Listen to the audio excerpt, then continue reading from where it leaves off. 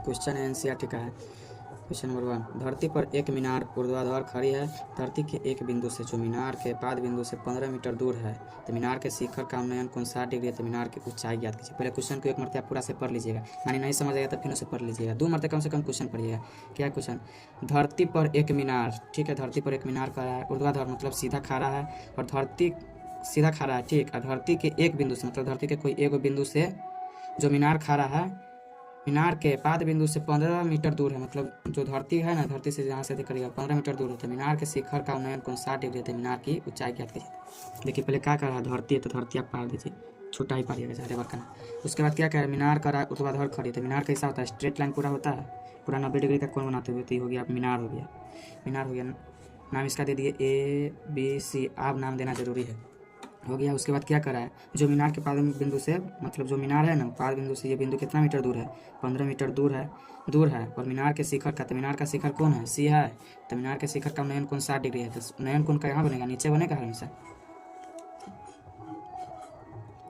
मीनार के शिखर का उन्नयन कोण 60 डिग्री है, 60 डिग्री, ठीक है। अब इसका भाषा में लिखिएगा, 5 नंबर ऐसे मिलेगा। जैसे आप क्या क्या लिखे, माना कि क्या है, पहले आप जमीन, उसके बाद दीवार, तो उसके बाद से अति करिए रहिएगा से। माना कि पहले ज़मीन लिखिएगा, उसके बाद दीवार होगा तो दीवार, झंडा होगा तो झंडा, और स्तंभ होगा तो स्तंभ। पहले लेकिन ज़मीनें होता है लिखा था, ठीक है।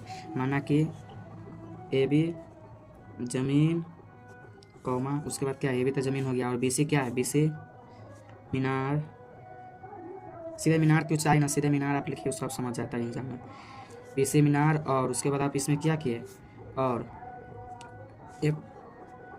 सीधे लिख दीजिए ए पर का कौन सा ना, उसके ऐसे ना लिखिए। और ए पर ना ऐसे नहीं लिखिए, और तो हो गया। पहले एक और तीसरा लिखना था, लिखिए C का, मतलब C का उन्नयन कोण A पर 60 डिग्री है।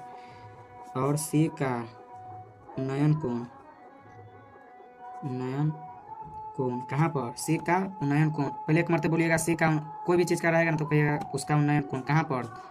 तो जैसे यहाँ पर C है तो C का उन्नयन कोण कहाँ पर, तो A पर कितना, तो 60 डिग्री। तो C का उन्नयन कोण कहाँ पर, तो A पर कितना है, 60 डिग्री है। तो 60 डिग्री है। माना कि ये भी ज़मीन, BC मीनार, और C का उन्नयन कोण A पर 60 डिग्री है। एक मत पढ़ लीजिएगा अपना भाषा में, ठीक है।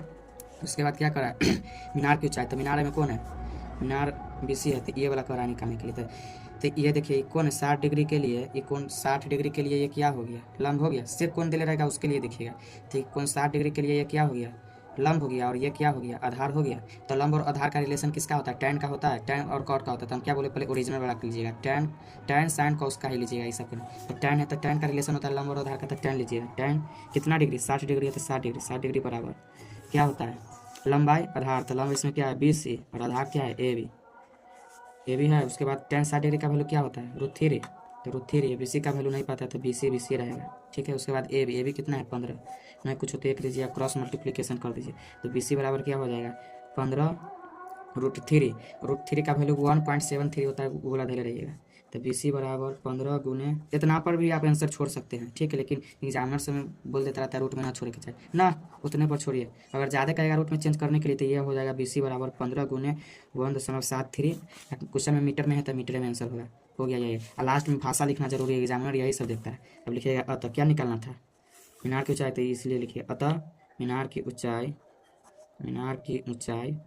क्या है, ऊंचाई क्या है, BC। तो बराबर BC, और बराबर कितना आया, 15 √3 मीटर। वही इसका आंसर हो गया उसका।